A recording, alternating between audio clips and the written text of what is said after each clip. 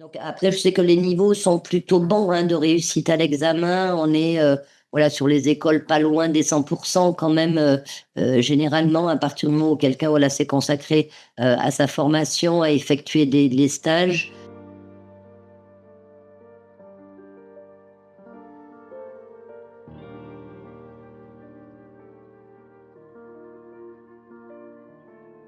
Bonjour à tous, merci de nous avoir rejoints. Il est 18 heures, je vois qu'Hélène arrive également. Donc nous allons pouvoir commencer. Donc je vous remercie tous, voilà, d'être présents à cette journée, à cette table ronde, pardon, qui est consacrée au CAP qu'on appelle voilà, AEPE et qui dans le sigle signifie accompagnement éducatif petite enfance. Alors avant de commencer, donc je vous précise un petit peu les règles du jeu, c'est-à-dire que l'émission, donc voilà, la visio est enregistrée de manière à ce que vous puissiez, vous, si vous le souhaitez, la revoir. Peut-être que aurez-vous peut-être des notes à prendre concernant les stages, concernant les débouchés ou autres. Voilà, ou alors si vous souhaitez également la transférer aussi à des personnes de votre entourage, n'hésitez pas. Donc je suis accompagnée aujourd'hui donc, de Patricia Rouir, que je vous présenterai tout à l'heure, qui est donc notre intervenante aujourd'hui, invitée sur cette table ronde. Et je suis également donc accompagnée d'Hélène, qui nous transmettra vos questions via le chat. Donc si vous le voulez bien, je vous invite peut-être à couper vos micros de manière à ce que ça évite qu'il y ait des parasites, voilà, et qu'on entende des bruits extérieurs. Et pendant une petite heure, donc, nous allons prendre le temps de tout vous expliquer sur ce CAP-AEPE. Voilà, l'idée est que vous ayez vraiment une vision vraiment très concrète de cette certification à l'issue de cette heure. Donc nous allons pouvoir détailler vraiment évidemment les profils qui peuvent être voilà, concernés par cette formation.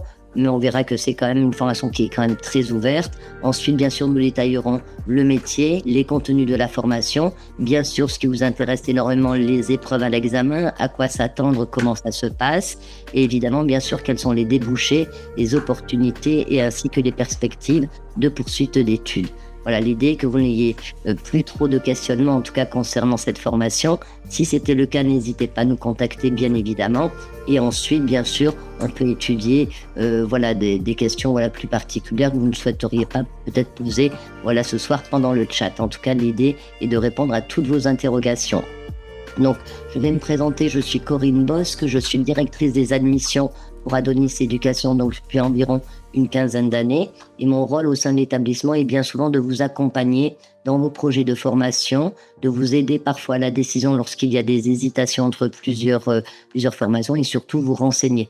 Donc c'est pourquoi voilà cette table ronde, aujourd'hui accompagnée de la spécialiste, hein, je ne pouvais pas faire mieux voilà, que d'avoir avec nous Patricia Rouir, qui est donc formatrice depuis de nombreuses années au sein de notre établissement et spécialisée bien sûr dans le domaine du CAP, accompagnement éducatif petite enfance. Donc elle intervient bien sûr en tant que formatrice, bien évidemment, mais également de jury également d'examen. Ce qui est donc voilà également un point important pour nous aujourd'hui, voilà, de voir un petit peu quels sont les attendus justement à l'examen. Et elle a exercé également comme conseillère pédagogique, éducatrice également de jeunes enfants.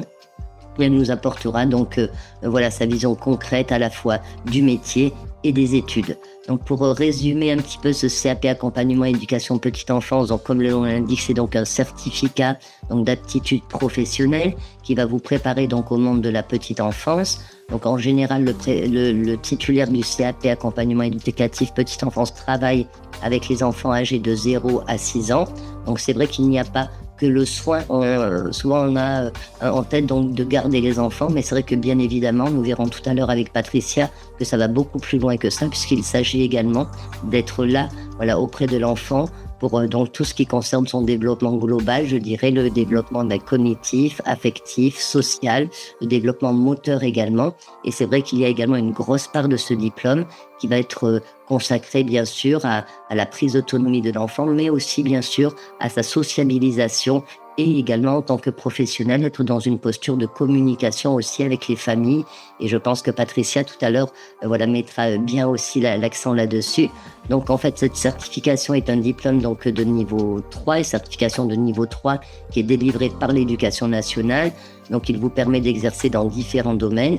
La particularité donc de ce certificat, c'est que que vous êtes donc soumis à deux types d'évaluation, donc deux grands blocs, deux domaines d'évaluation, donc le domaine professionnel et le domaine général.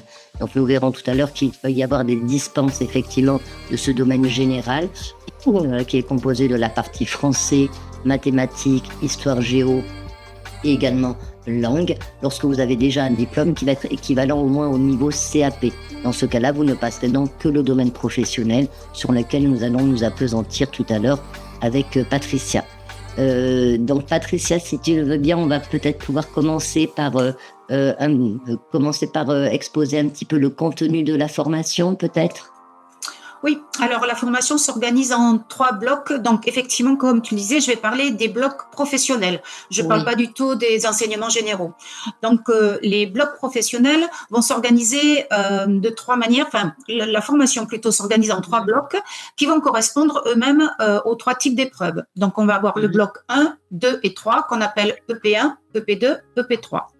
Le bloc EP1 est le plus important, le plus dense, on va dire, qui représente une bonne partie de la formation avec des contenus très, très importants et très variés, aussi bien sur des techniques professionnelles comme le change, comme le fait de préparer un biberon et donner un biberon, le fait d'installer des enfants au moment du repas, le sommeil de l'enfant.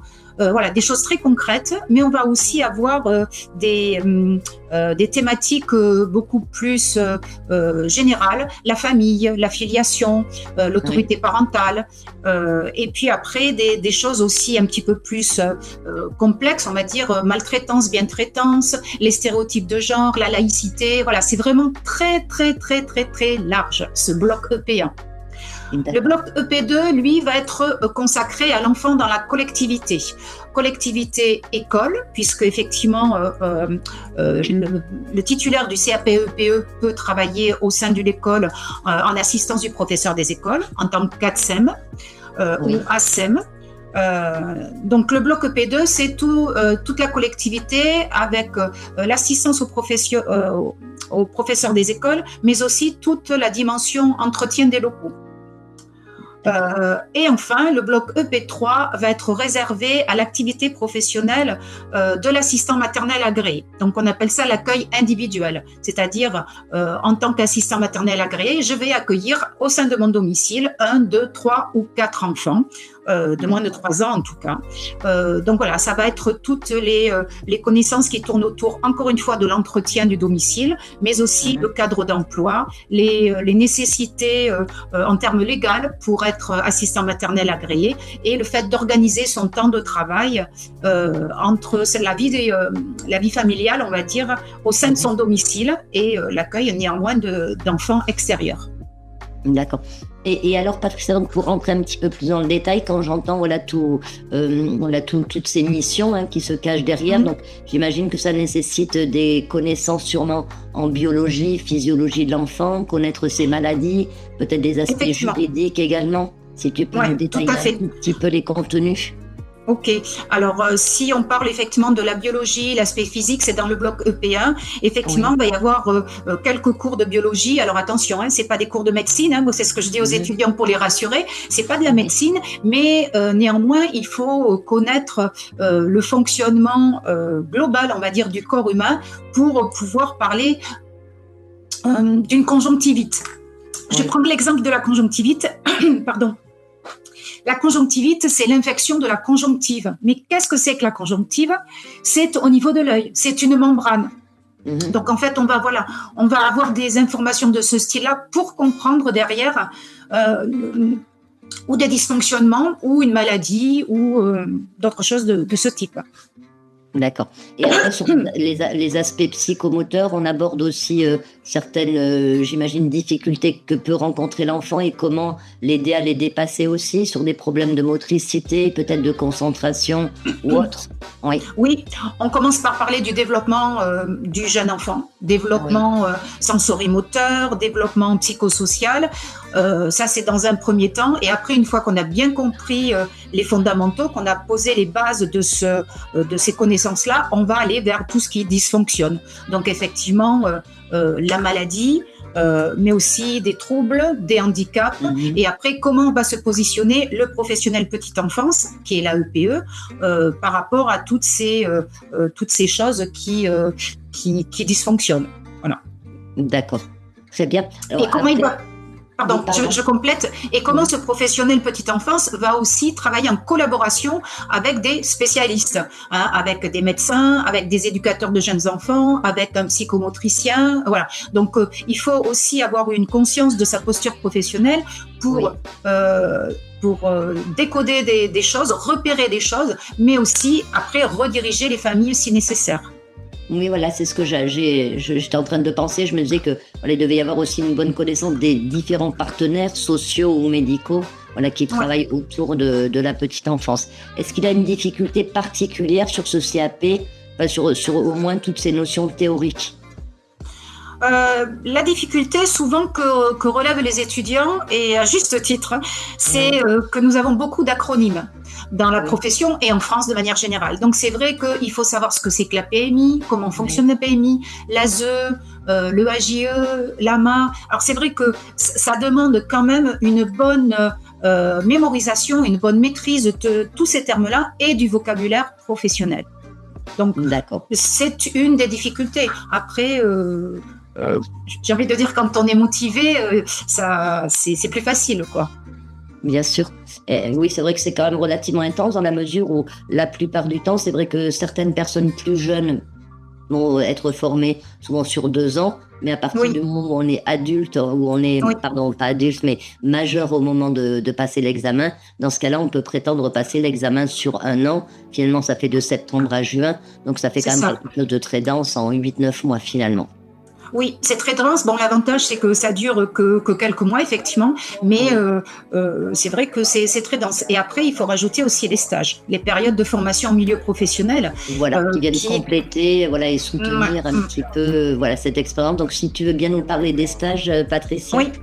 Oui. Alors, pour présenter effectivement se présenter aux épreuves du CAP, il faut avoir réalisé 14 semaines de stage auprès d'enfants de moins de 6 ans.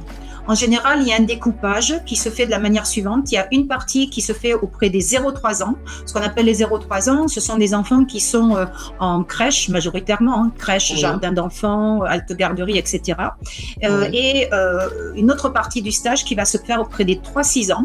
Donc les 3-6 ans, c'est l'école maternelle, c'est le centre de loisirs. Voilà où on va trouver ces enfants entre 3 et 6 ans. Donc il faut 448 heures de stage précisément minimum pour prétendre passer les épreuves.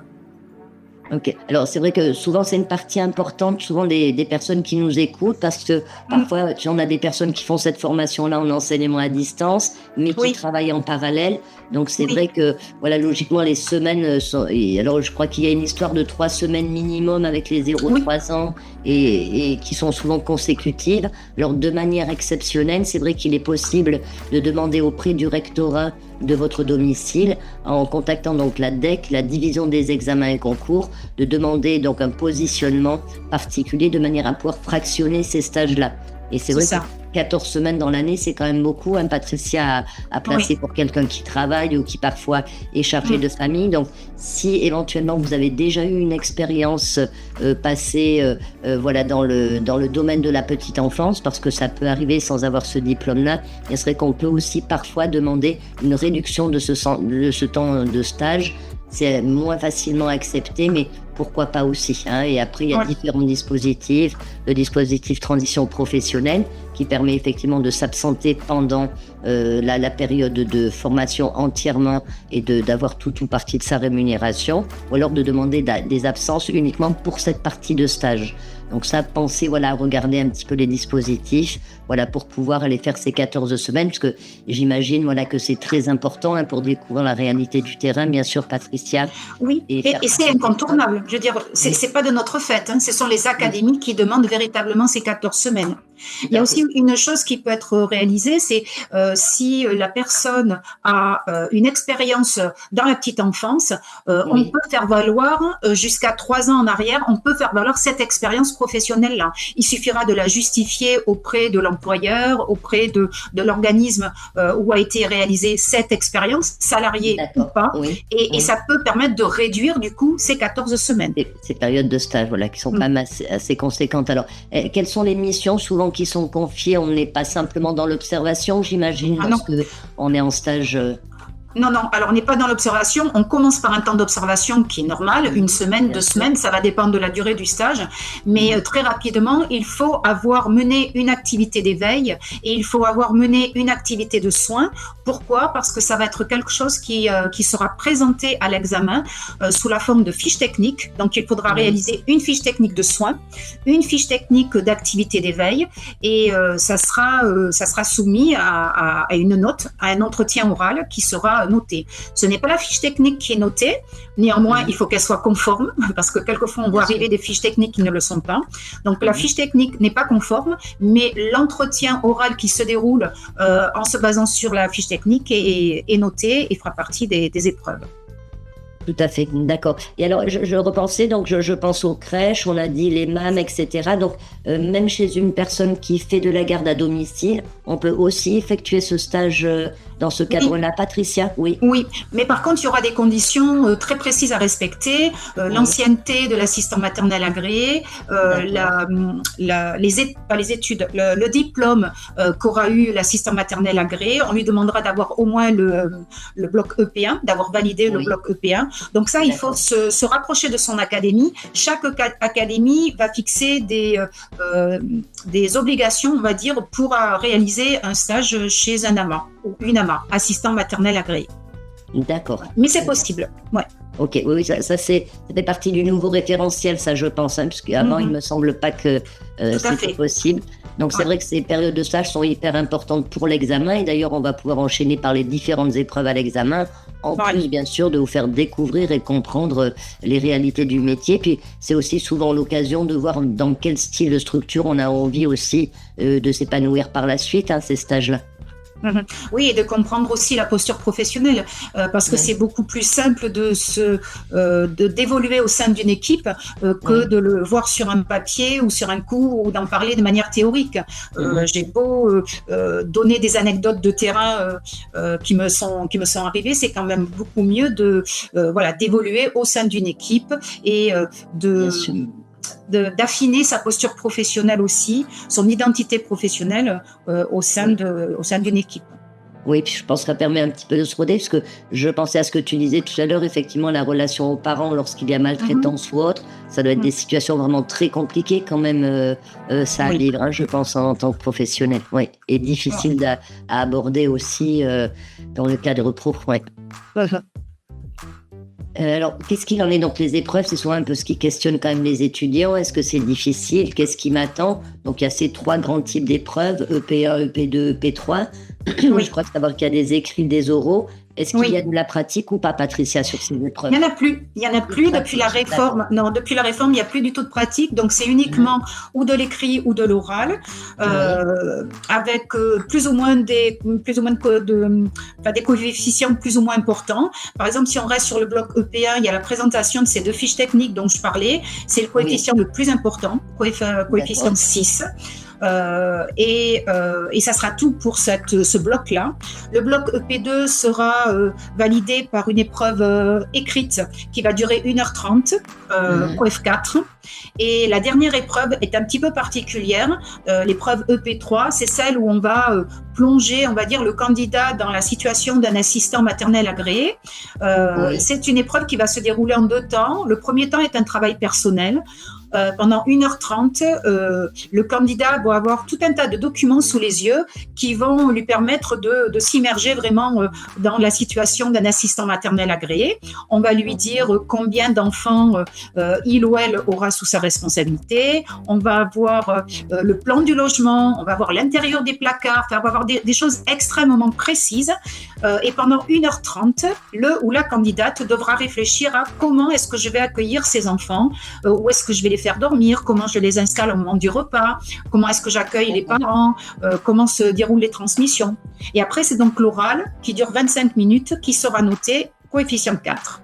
D'accord. Ou là, on vient réargumenter le dossier écrit que l'on a préparé, c'est ça? Pas forcément. Cette partie écrite qu'on a préparée. Oui, voilà. Pas forcément. On vient parler de sa journée type, de ce qu'on va donner à manger à ses enfants et comment est-ce qu'on va le cuisiner. C'est d'ailleurs la seule épreuve. D'ailleurs, j'ai pas parlé d'alimentation. C'est la seule épreuve qui va interroger le candidat sur la nutrition et l'alimentation de l'enfant. D'accord. Donc, il n'y a par exemple plus d'épreuves pratiques à confectionner un repas. Ça a existé, mais ça n'existe plus. Par contre, on va demander au candidat, OK, par rapport au menu que vous avez choisi aujourd'hui, expliquez-moi cette purée de carottes que vous donnez aux enfants. Expliquez-moi comment vous avez procédé depuis l'achat des carottes au marché ce matin. Ça peut être des choses très précises comme ça. Oui, bien sûr, oui. D'accord. Et oui, donc c'est vrai, donc on a oublié d'en parler tout à l'heure, mais c'est vrai qu'au niveau de cours de théorie, il y a une partie nutrition, alimentation. Oui. On doit aborder, je pense, aussi peut-être les problèmes des allergies, des intolérances, etc. Oui. Des allergies, des intolérances, des régimes spécifiques, de la diversification alimentaire, des textures, de la conservation des aliments, de la cuisson des aliments, de l'hygiène, de la sécurité en préparation de repas. D'accord. Et pour l'épreuve écrite dont tu nous parlais tout à l'heure, alors est-ce qu'il s'agit de questions qui vont s'enchaîner, qui ont une logique et qui sont purement théoriques ou qu'il faut restituer, ou on travaille plutôt sur des annexes là également pour étudier une situation et venir la justifier ou l'argumenter? Oui, ça sera plutôt une situation professionnelle qui sera donnée en début de ce document, en collectivité uniquement. Donc, ça va être souvent l'école. Ça peut être aussi le centre de loisirs, mais c'est souvent l'école. Et on va dire, ben voilà, vous êtes à Tsem, dans une classe de petite section maternelle, avec tant d'enfants, avec un enfant qui présente un handicap, qui est en situation de handicap. Donc, exemple de question, comment s'appelle la personne qui va prendre en charge cet enfant en situation de handicap? Qu'est-ce que le projet éducatif de territoire, par exemple? Mais toutes les questions seront en lien avec la situation de départ. Donc, ça peut être des questions théoriques, mais ça sera toujours relié quand même à quelque chose de concret. D'accord. Très bien. Donc, après, je sais que les niveaux sont plutôt bons de réussite à l'examen. On est sur les écoles pas loin des 100% quand même, généralement, à partir du moment où quelqu'un s'est consacré à sa formation, à effectuer des stages, les taux de réussite ne sont pas mauvais en général. Non, je les ai pas, je te fais confiance, mais oui. Ils sont quand même relativement bons. Donc, on a un bon retour. Voilà, au niveau national, je dis, après, c'est vrai qu'il y a notre établissement aussi, sur lequel on n'est pas loin des 100%, mais au niveau national, donc pas d'inquiétude particulière. Si on travaille, et souvent, on a quand même des personnes, qui sont motivées, qui ont une vraie envie de réussir dans ce domaine. Et aussi beaucoup de mamans, je pense aussi, qui ont déjà peut-être certains acquis. Alors, est-ce qu'on peut se dire qu'on a des acquis si on est une maman, ou est-ce qu'on réapprend quand même beaucoup de choses? Ouais, on réapprend des choses de manière, comment dirais-je, c'est bien d'avoir des enfants, mais effectivement, être parent et être professionnel petite enfance, ça demande un autre positionnement, effectivement, parce que c'est pas ces enfants, justement, dont on va prendre soin. Donc, il y a du vocabulaire professionnel qu'il va falloir maîtriser, une posture aussi professionnelle qu'il va falloir maîtriser. Donc, ça peut aider dans certains soins, par exemple le change d'une couche, mais on va utiliser des techniques appropriées, justifiées. Donc il va falloir aussi savoir justifier pourquoi est-ce que je vais retourner l'enfant lorsque je vais le changer, surtout lorsqu'il est petit, plutôt que lui soulever. Voilà, c'est ça.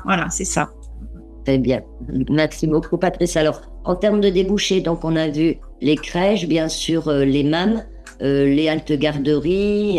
Tu peux nous développer alors un petit peu plus. Alors, concernant, tu sais, les personnes qui sont aides aux professeurs des écoles, est-ce qu'il y a une certification à passer supplémentaire ou pas? Ou quelle différence également avec l'auxiliaire de Pierre en termes de parcours de formation? Ok. Alors, une fois qu'on a validé le CAP AEPE, on peut se diriger dans 3 directions, 3 domaines assez différents, mine de rien. Et on peut faire 1 an d'un côté, 2 ans de l'autre. Voilà, il y a des passerelles qui se font normalement très, très facilement. Le premier domaine, c'est l'enfant de moins de 3 ans, enfin tous les lieux qui vont accueillir des enfants de moins de 3 ans. Typiquement la crèche, tous les multi-accueils. Là, on va travailler avec une équipe pluridisciplinaire. On va avoir des auxiliaires de puériculture. L'auxiliaire de puériculture, elle aura, enfin elle ou lui, je vais tout mettre au féminin, pardon. Elle aura une vision beaucoup plus sanitaire, c'est-à-dire qu'elle va avoir une formation beaucoup plus poussée dans tout ce qui est soins. L'enfant sain, mais l'enfant malade aussi. C'est la différence.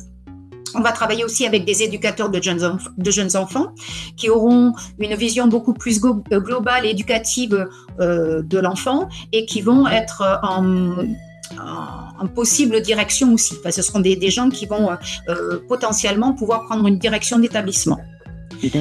On va travailler également, je continue avec les équipes pluridisciplinaires, on va travailler également avec des puéricultrices, puériculteurs. Donc là, ce sont des personnes qui sont d'abord infirmiers ou infirmières, 3 ans d'études, plus une dernière année de spécialisation. Voilà, ça c'est le premier domaine. Le deuxième domaine, c'est l'école, effectivement. L'école, ça mène vers un seul métier qui s'appelle ATSEM, Agent territorial spécialisé des écoles maternelles. Si on est agent territorial, ça veut dire qu'on a passé le concours de la fonction publique territoriale et qu'on est titulaire de cette fonction publique territoriale.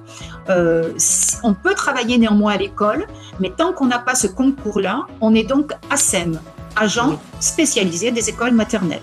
Tout simplement. On n'est pas titulaire contre. On n'est pas titulaire. Voilà. On fait exactement le même travail, par contre, mais on n'est pas titulaire. Donc ça, c'est le deuxième grand domaine.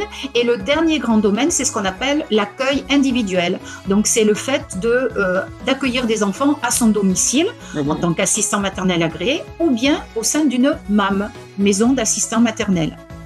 Voilà, donc c'est 3 grands univers, on va dire, où on peut travailler. Parfait. Merci beaucoup, Pat. Alors, et ce concours, pour revenir sur ce concours d'ATSEM, il est organisé par les régions, par l'État, qui l'organise? C'est ça. Oui, il est organisé par la région. En général, c'est tous les 2 ans. C'est-à-dire que la région Occitanie, là, par exemple, pour cette année, ne va pas l'organiser parce qu'il l'a organisé l'année dernière. Par contre, il va être organisé dans d'autres régions voisines et il est possible de le passer dans une région voisine et de revenir travailler en Occitanie, par exemple. D'accord. Très bien. Alors, est-ce que nous avons des questions, Hélène, à ce stade-là? On va bientôt approcher un petit peu de la fin avec les poursuites d'études. Oui, non, il n'y a pas de questions, Corinne, pour le moment. D'accord. Merci beaucoup, Hélène. Alors après poursuite d'études, c'est vrai qu'il y a des personnes qui vont passer donc ce CAP AEPE, mais qui antérieurement ont un baccalauréat, donc les poursuites d'études seront un petit peu différentes de la personne qui n'a pas d'autres diplômes à côté. Quelles sont les perspectives en fonction du niveau déjà validé, Patricia? Alors, soit on rentre dans la vie active, effectivement, directement, soit on peut continuer par un diplôme d'État d'auxiliaire de puériculture. En général, ça se fait entre 1 an et 1 an et demi, ça va dépendre des écoles, mais ce sont des formations qui sont assez courtes aussi. On peut également poursuivre, si on a le bac, si on est titulaire du bac, on peut poursuivre par une formation d'éducateur de jeunes enfants. Donc là, il faut s'attendre à 3 années d'études pour continuer. C'est un petit peu plus long. Oui, il n'y a pas de dispense particulière, le fait qu'on ait déjà un CAP en amont? Non. Pas de dispense. Non, ça permet d'avoir des bases solides et d'avoir certaines facilités, on va dire, pour plusieurs thématiques. Mais non, on va rentrer un petit peu plus dans le détail sur des thèmes comme le handicap, par exemple, le développement psychosocial de l'enfant. Mais il n'y a pas de dispense, non. Oui, puis sur les aspects aussi sur le management d'une équipe, que tu disais tout à l'heure, on peut effectivement être responsable d'une structure avec ce diplôme d'éduc jeunes enfants. Oui, tout à fait. D'accord. Et voilà, ce sont les poursuites d'études, on va dire, traditionnelles après ce CAP. Alors, poursuites d'études qui peuvent se faire par voie initiale ou bien par la VAE, la validation des acquis de l'expérience. Donc, rentrer dans la vie active tout de suite et puis avec un petit peu d'expérience entamer cette validation. Bien sûr, d'accord. Très bien. Alors après, c'est vrai que les différents publics, pour faire un petit point, Patricia, voilà, sur les publics que nous accueillons, c'est vrai qu'on peut accueillir sur un public qui va être très large. Donc, voilà, d'une manière générale, on a souvent des personnes voilà, qui ont terminé soit un baccalauréat ou pas forcément avec un bac et qui sont plutôt des personnes jeunes qui vont se décider, c'est vrai, à intégrer cette formation après une classe de première, après une classe de terminale. Mais on a aussi, bien sûr, pas mal de personnes qui se réorientent, qui ont fait un test, voilà, souvent en fac ou autre et qui ne s'y sont pas retrouvés et qui ont vraiment envie d'un métier qui a du sens pour eux et notamment du sens dans le domaine de la petite enfance. Et pourquoi pas entrer comme tu l'évoquais tout à l'heure, par le CAP petite enfance et avec un bac, on peut ensuite, grâce à ces bases un petit peu solides, continuer par des études voilà, d'éducatrice jeunes enfants, pourquoi pas. Et on a après aussi souvent des personnes qui sont en complète reconversion, qui ont fait complètement autre chose avant et qui veulent voilà, se lancer dans ce domaine-là. Donc vous voyez que c'est vrai que les profils peuvent être quand même très variés. Voilà, après le parcours est quand même relativement court avec une employabilité derrière qui est quand même assez aisée. Est-ce qu'actuellement on recrute beaucoup de personnes ayant ce niveau de CAP, Patricia? Il y a des offres d'emploi régulières? Oui, à ma connaissance, oui, puisque c'est la première marche dans le secteur de la petite enfance. Donc oui, ça intéresse fortement les employeurs, que ce soit une micro-crèche, comme une crèche collective, comme l'école maternelle publique ou privée. Oui, tout à fait. Et je voulais revenir sur la reconversion professionnelle. C'est vrai qu'il y a beaucoup de personnes en reconversion professionnelle qui ne sont pas du tout issues du monde de la petite enfance, mais qui en général arrivent avec une motivation vraiment solide et qui en général aussi réussissent ce CAP, quoi, sans problème. Souvent qu'ils le réussissent brillamment, hein, je vois souvent. Tout à fait. Et c'est souvent le cas pour les enseignements à distance. Alors, c'est vrai qu'on ne parlait voilà, pas forcément que d'Adonis, mais d'une manière générale, c'est vrai que vous trouverez cette formation donc accessible en formation initiale, c'est-à-dire en présentiel et en école directement, voilà, pour les plus jeunes, en formation continue, en présentiel aussi ou en enseignement à distance. Et il y a aussi l'alternance. Alors, l'alternance, est-ce que c'est quelque chose qui est très développé, Patricia, dans les crèches, ou est-ce que c'est délicat d'intégrer quelqu'un qui n'est pas encore formé? Non, c'est développé. Souvent, il y aura un entretien avec le ou la responsable de l'établissement pour s'assurer justement de la motivation et pour s'assurer aussi d'un début de questionnement sur la posture professionnelle, bon relationnel avec les enfants, bon relationnel en équipe aussi. Voilà, les bases. On ne demande pas à quelqu'un de professionnel, pas encore, mais au moins les bases en termes relationnels. Et oui, l'alternance, c'est quelque chose qui vaut le coup de regarder de près. Là, c'est vrai qu'il faut aller un petit peu avec son bâton de pèlerin pour aller au-devant des établissements, mais c'est quelque chose qui peut intéresser les employeurs. Effectivement, il y a encore des aides financières pour l'alternance, même si elles ont diminué, ça peut être une bonne opportunité. Et après, il y a aussi la VAE, bien sûr, hein, voilà, qui peut se faire. Voilà, mais dans ce cas-là, on construit son expérience comment, Patricia, si on passe en VAE et si on n'a pas eu de diplôme, c'est compliqué d'avoir une expérience en crèche. Oui, c'est compliqué et puis ça peut être plus lourd en termes de travail en autonomie. Ça demande beaucoup de motivation et de travail aussi en autonomie, la VAE. Mais quelquefois, c'est le chemin qu'emprunte le candidat. Il n'y a pas de mauvais chemin. Chacun va trouver justement son chemin en fonction de ses obligations aussi personnelles. Et c'est vrai que la préparation de la VAE n'est pas forcément plus courte que de préparer le CAP en soi. C'est vrai que j'ai souvent vu des personnes qui se disent plutôt passer l'examen. Finalement, c'est parfois un peu moins tortueux, un peu moins difficile que la VAE parfois sur ce type de certification. Ouais, c'est pas facile. Il faut trouver aussi des accompagnements, soit des personnes, soit des organismes, et c'est pas plus court. Il faut pas se dire que c'est plus court. C'est un autre chemin, mais voilà, c'est quelque chose qui peut s'envisager, mais c'est différent. Ça demande de la volonté aussi. Très bien. Merci beaucoup, Patricia. Alors, mesdames, je vois qu'il y a surtout des dames ce soir. C'est vrai que c'est un milieu quand même qui est assez plutôt féminin, mais on voit quand même de plus en plus d'hommes aussi qui se tournent, Oui. voilà, même vers la garde à domicile, enfin un projet de garde à domicile ou de création de MAM également. Est-ce que vous avez des questions par rapport à ce que l'on vient de voir? Vous souhaiteriez que l'on approfondisse un point en particulier? Non, personne n'a de questions. Non, c'est très, très clair. Bravo, vous êtes brillante. Merci. Merci pour Patricia. À vous deux. Merci. Merci. Mais écoutez, donc voilà, s'il n'y a plus de questions, donc je vais voilà conclure. Oui. Donc, Il y a quelqu'un qui pose une question, oui. oui. Moi, je veux bien. Oui, bien sûr. Voilà. Moi, je suis inscrite dans une école à Lyon 6e. J'ai trouvé une école Oui. pour m'inscrire à la formation de CAP AEPE sur 1 an. Oui. Oui. Et par contre, j'ai trouvé une crèche en alternance, mais elle est à Lyon 7e, en sachant que j'habite à Villette-Danton. Oui. Et j'aimerais savoir si France Travail peut aider au niveau des financements, au niveau des trajets, etc. Je sais pas comment ça marche. Ouais, ça, on va pas être spécialisé, nous, pour répondre, c'est vrai, à votre question. Ouais. Je sais qu'au niveau, dans le cadre du contrat d'alternance, il peut effectivement y avoir des aides concernant les déplacements.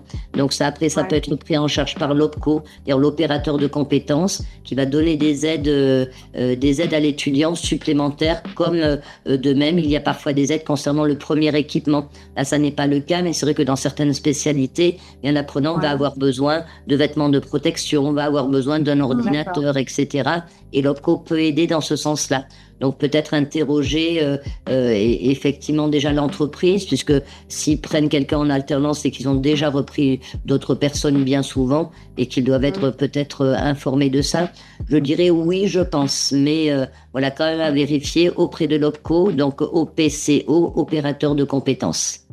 Voilà, qui est donc l'organisme étatique qui va finalement payer votre formation auprès de l'organisme auprès de l'école que vous avez choisi. Puisqu'il faudra bien que quelqu'un paye l'école, ça n'est ni vous ni l'entreprise, c'est donc l'OPCO qui va le faire. D'accord, ok. Ok, Pas de souci. Merci à vous. je vous en prie, avec plaisir. Oui. Donc, si en reformulant, j'ai compris qu'il faut d'abord faire les stages avant de passer le CAP. Oui, ils doivent être terminés au moment même relativement tôt, Patricia. Si oui, là c'est. Voilà, on doit envoyer des attestations, etc. En mars, c'est ça en général? Alors c'est l'académie qui va avoir une date bien spécifique. Effectivement, sur l'académie de Toulouse que je connais bien, c'est effectivement au mois de mars. Ça varie mars-avril, mais c'est souvent à cette date-là. Et effectivement, il faut avoir réalisé ces 14 semaines de stage avant de se présenter aux épreuves. D'accord. Et donc, par exemple, je vais dans un établissement, une crèche, et je dis que je veux passer le CAP, que je suis à la recherche d'un stage. Alors, il faut que vous soyez inscrit dans une école, madame. Il y a une obligation. Vous ne pouvez pas vous présenter en candidate libre. Parce qu'il faut une convention de stage. Voilà. D'accord. En tous les cas, voilà. Donc, et avec ça, concrètement, donc, si je passe par votre école, Adonis, donc, quel est le coût? Parce que moi, je n'ai aucune prise en charge. Oui, alors après, alors ce serait nous plutôt de la formation en enseignement à distance. Oui. Voilà, et après, il va y avoir plusieurs tarifs. Donc, si vous voulez, ce que je peux faire, c'est vous donner mon adresse mail. Si vous voulez bien m'adresser votre contact téléphonique, et je pourrais vous appeler demain pour vous détailler tout cela. Mais c'est vrai qu'il y a plusieurs tarifs, mais il y a des tarifs tout à fait abordables, tels que parfois 69 € par mois pour les premiers prix. Donc ça, on pourra entrer dans le détail, mais pour en revenir à notre question, vous ne pouvez pas vous présenter au CAP AEPE en candidate libre. Dire, même si vous aviez une convention, par exemple, de la part de France Travail, ça ne serait pas validé non plus, puisque c'est une convention vraiment spécifique d'école. Donc, il faut que vous soyez inscrite dans un établissement. D'accord? Et les stages, les stages, il faut les faire pendant le cours de l'année ou avant l'année? peu importe, on peut les faire jusqu'à 3 ans. Pardon, Corinne. On peut les faire jusqu'à 3 ans avant le passage des épreuves. Donc, imaginez, vous pouvez faire des stages aujourd'hui, mais ne passer les épreuves que dans 2 ans. Les stages d'aujourd'hui seront encore valables. D'accord. Ok. Voilà, il faut effectivement essayer de les anticiper ou du moins les commencer même très tôt dans l'année scolaire, puisqu'une année scolaire va débuter en septembre. Et comme je vous disais, en mars, vous devez avoir rendu quand même à la fois les attestations, etc., les grilles d'éval. Donc, c'est vrai qu'il faut quand même s'y prendre assez tôt. Puis, vous avez quand même aussi un petit temps pour rédiger les fameuses fiches dont vous parlait Madame Rouir tout à l'heure. Donc, voilà, on attaque quand même souvent très tôt. Dès les vacances d'octobre, forcément, on peut être en stage dans des centres aérés, des choses comme ça. Et voilà, et même commencer parfois aussi en septembre. Donc, je vous donne mon adresse mail, hein, madame, si vous voulez. Alors, c'est la lettre C. Alors, attendez, je vais... Peut-être alors, je peux peut-être l'écrire. Je ne sais pas, Hélène, si tu peux écrire mon adresse mail peut-être dans le chat. Oui, bien sûr, je le mets dans le chat. C'est gentil, comme ça, madame pourra la copier. Merci pour vos questions. En tout cas, est-ce que vous voyez d'autres choses importantes à compléter? Je réfléchis. Donc, il faut s'inscrire à l'école pour pouvoir aller en stage. Par exemple, je m'inscris concrètement à votre école, j'en ai pour 7 mois, mettons, je ne sais plus. Oui, de septembre en gros, et vous commencez vos épreuves au mois de mai, Patricia, hein, je pense. Hein. Ça commence début mai, même parfois certaines épreuves, et ça peut pousser voilà, jusqu'à début juin en gros. Voilà, donc c'est vraiment quelques mois. Donc, à partir de... Donc là, je suis très occupée, mais je peux commencer à faire mes stages au bout d'1 mois ou 2 de... Bien sûr, bien sûr. Voilà. Tout à fait. Dès que possible, j'ai envie de dire, dès que possible, dès qu'ils vont pouvoir être positionnés par l'établissement qui va vous recevoir en stage. Tout à fait. Alors, et après, l'autre étape importante, ça sera l'inscription, bien sûr, à l'examen, qui est distincte, bien sûr, de l'inscription à l'école. Donc, on s'inscrit dans un établissement scolaire qui va suivre votre scolarité, vous délivrer des attestations de stage qui vont vous permettre de réaliser vos immersions professionnelles. Et ensuite, entre mi-octobre et mi-novembre, c'est à ce moment-là que vous inscrirez sur ce que l'on appelle la plateforme Cyclade, qui est une plateforme de l'éducation nationale, où là, vous allez signaler « Je souhaite passer l'examen » et vous allez donc vous inscrire aux épreuves de l'examen.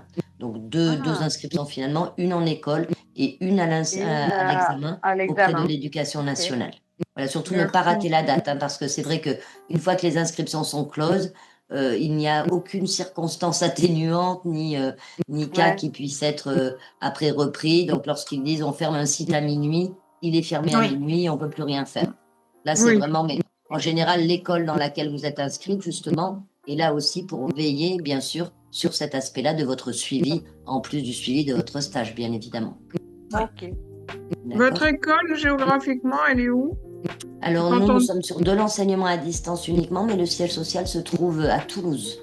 D'accord. Vous êtes uniquement à distance, ok. Voilà. Donc là, il faut envoyer des devoirs toutes les semaines ou tous les mois? Oui, voilà, je vous expliquerai ça. Mais c'est vrai que vous avez une plateforme sur laquelle vous allez retrouver effectivement des consignes de travail, un planning qui va vous donner un cadre. Ensuite, vous allez retrouver bien sûr des ouvrages, des devoirs réguliers, des forums pour interroger vos formateurs, des rendez-vous pédagogiques également mensuels, individuels, et aussi des cours aussi qui peuvent être en visio, en direct avec votre classe selon les formules.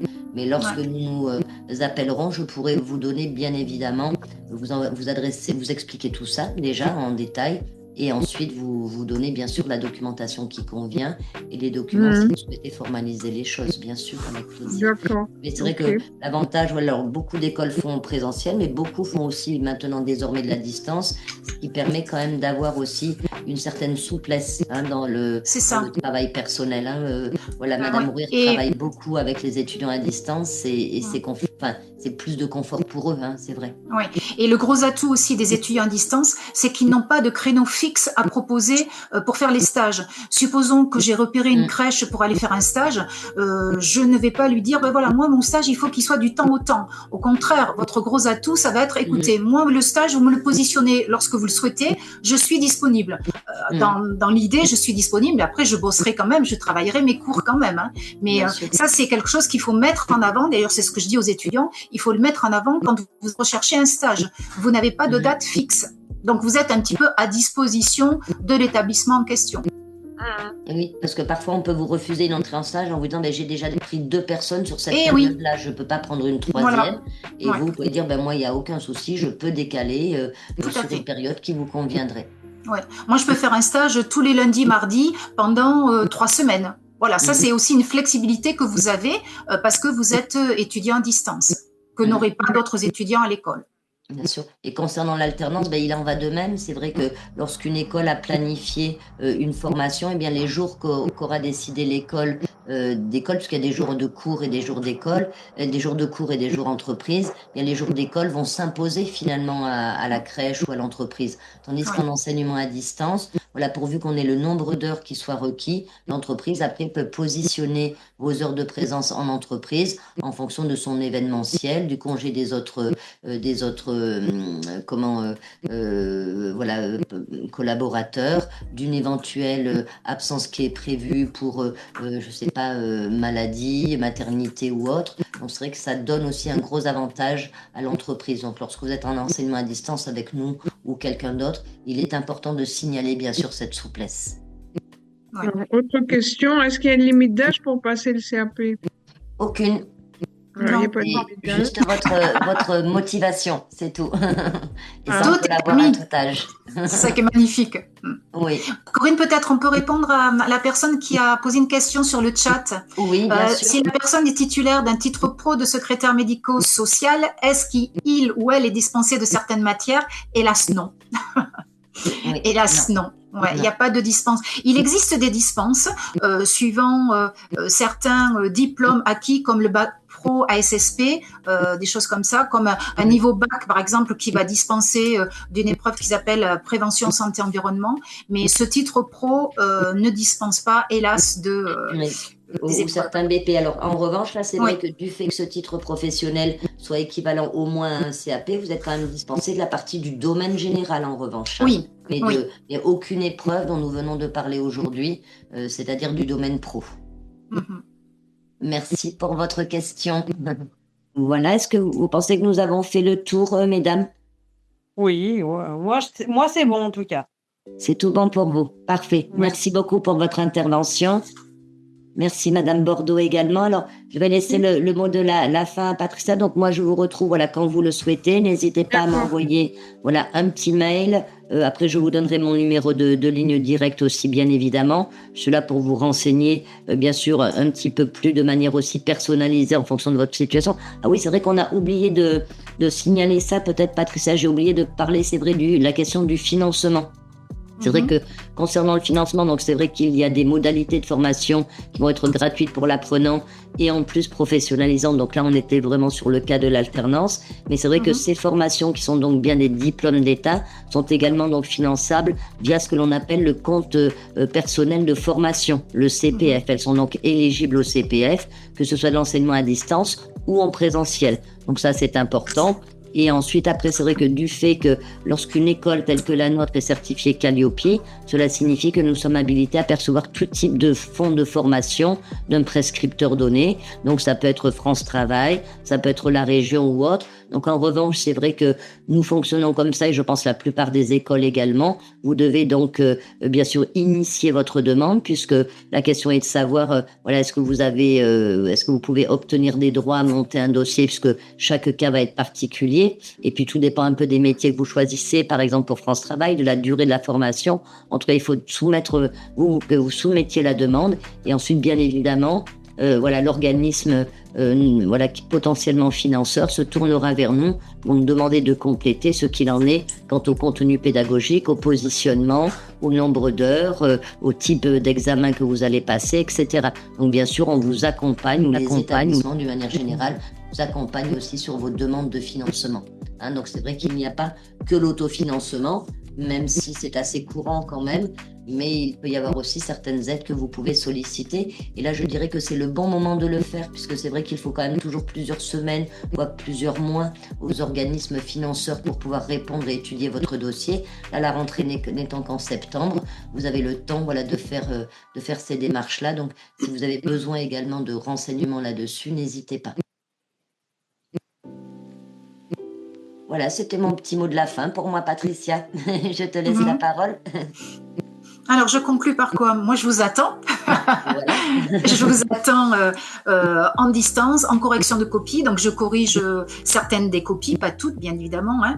Je vous suis également avec le tutorat pédagogique, c'est-à-dire un rendez-vous téléphonique par mois, suivant des disponibilités qui vous sont proposées. Après, vous vous inscrivez.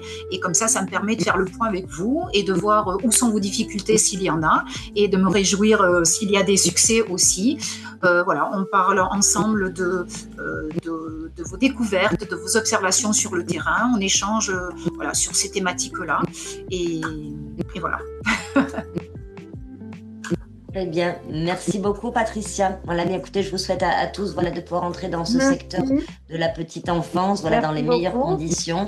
Et que vous puissiez voilà, concrétiser en tout cas votre projet. Allez-y, foncez. C'est vrai qu'il y a des périodes d'immersion qui paraissent un peu longues, mais qui sont, je pense, passionnantes et qui vous permettent de découvrir beaucoup de choses. Et quant aux enseignements théoriques, ils sont essentiels et effectivement, mais abordables et nécessaires, bien sûr, pour faire de vous de bons professionnels avec une posture voilà, qui soit adaptée aux attentes, parce que c'est vrai que nos chers petits, c'est ce que nous avons de plus précieux quand même. Oui, voilà, tout à donc fait. on compte sur des professionnels bien formés et forcément bien sûr motivés et passionnés par leur métier.